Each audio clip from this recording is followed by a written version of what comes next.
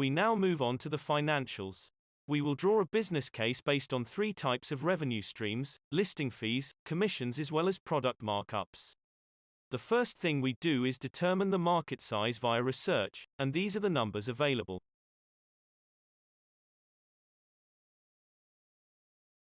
This is the total online market size of baby apparel in each country.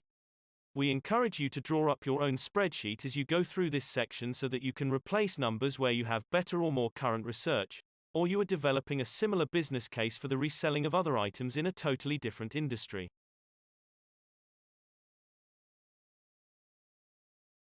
The model would still work if key contextual elements are aligned. An example is reselling of homeware after a housewarming or even reselling of fabric. People in certain cultures or religions prefer to buy certain types of fabric and have their curtains or bedding made from scratch. So you can create a marketplace where they could resell their fabric if they overbought. That way they are not limited to reselling or gifting to members of their immediate community, which would mean they would have to contend with the discomfort of a twinning home with a neighbor or someone nearby within the same social circle.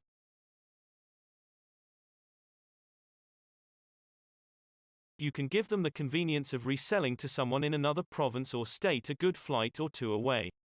Next, we determine the price per item. Now, this is largely an assumption that would be based on the income profile of your target customer persona. If your target group are prone to other psychographics such as a love of luxury brands, then reselling at a cheaper price is relative.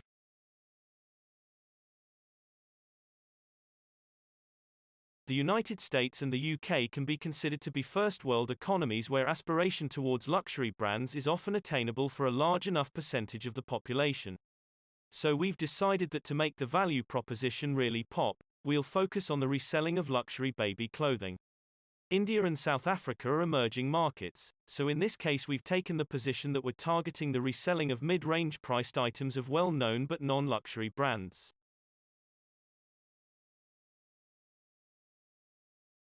If you're South African, we mean not Pep-ish but not Gucci-ish either, say perhaps Woolies. Back to everyone else, in both contexts, we've chosen attainable aspiration as the basis of our assumption of the average price per item.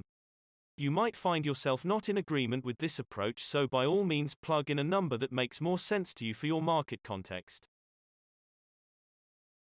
The number of items is estimated by dividing the market size by the assumed average price per item. This number represents the number of items we would sell if we owned the entire online baby apparel market in the given country and sold items at prices that average the price we've assumed. To bring this to a more realistic number, we've decided to go after 20% of the total online baby apparel market. So you can take the total number of estimated items sold for the total market and either multiply it by 20% or divide it by 5. We then estimate the listing charge if we have decided to charge listing fees. So this is in the case of the classifieds model, where there are only two revenue options, listings and advertising. The listing fee is aligned to each country's currency.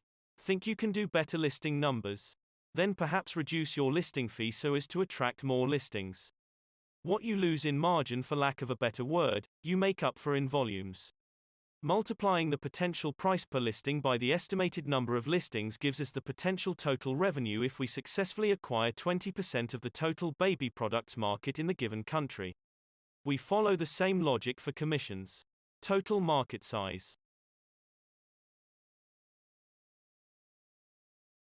Average price per item.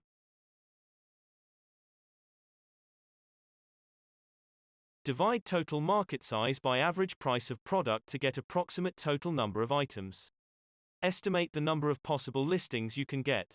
We've estimated 20% of the total market size in this instance.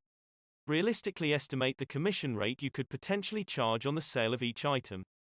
The number of potential listings, multiplied by the average price per item, multiplied by your commission percentage, gives you the total potential revenue you could make if you actually manage to reach the targeted number of listings you've estimated here.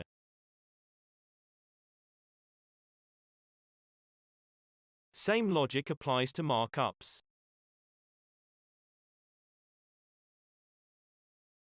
After estimating the number of listings you could possibly get, you would have to adjust the average price per item. The average price per item estimated for the total market is based on market data if you are buying items full price at the store. So now if you listing items being resold, you'll have to adjust the price lower. That's one of your value proposition elements either way. That is, moms can buy new items at a cheaper price from other moms who bought the item full price but never used it.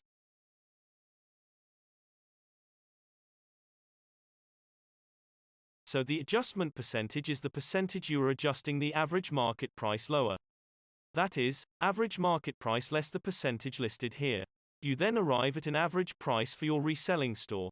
You then estimate the price markup you could get away with without making the items unpalatably priced that you alienate your potential customer. Multiply that markup by the potential number of sales. Here we've taken a scenario of what revenue you would make if you managed to sell all the products listed.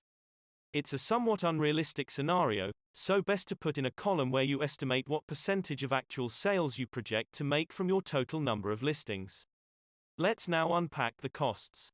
We've modeled the costs according to a process called the order-to-cash process, detailing the stages of retailing, from getting the customer to selling to them and to managing them. Here's a brief overview of the process. If you want to understand this process in detail, you can engage our revenue assurance course. It's free on the Kuinua YouTube channel.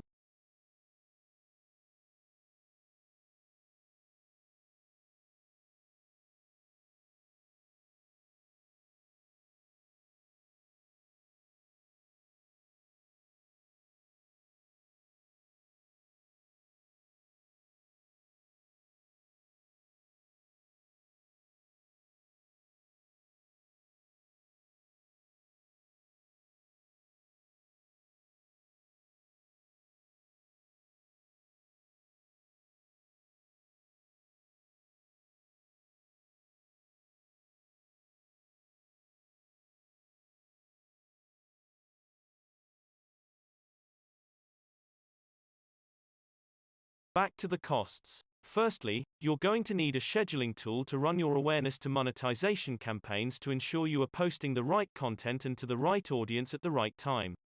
Most social media platforms already have a built-in tool for scheduling, but tend to be missing a few features such as notifying you when your posting queue is empty, as well as the best times to post when your target audience is mostly engaged. So best to use a full feature planning and scheduling tool that will allow you to post to multiple social media platforms simultaneously, saving you a ton of time. Email marketing is one of the most effective marketing tools out there. So you're going to need a tool to help you segment customers and potential customers signing up for notifications on your website into groups that you can send targeted marketing emails to.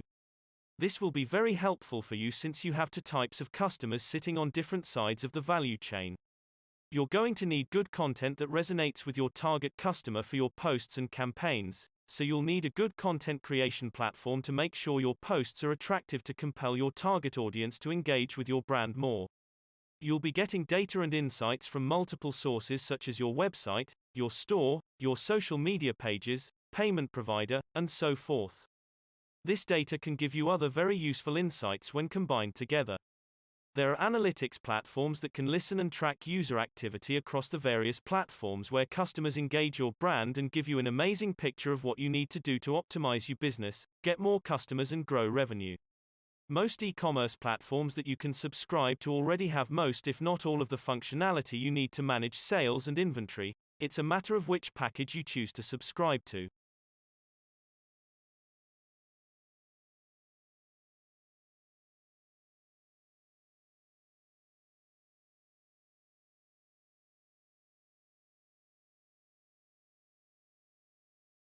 We haven't included fulfillment costs here for a situation where you cover or subsidize customer deliveries and returns. We'll chat about it a bit later.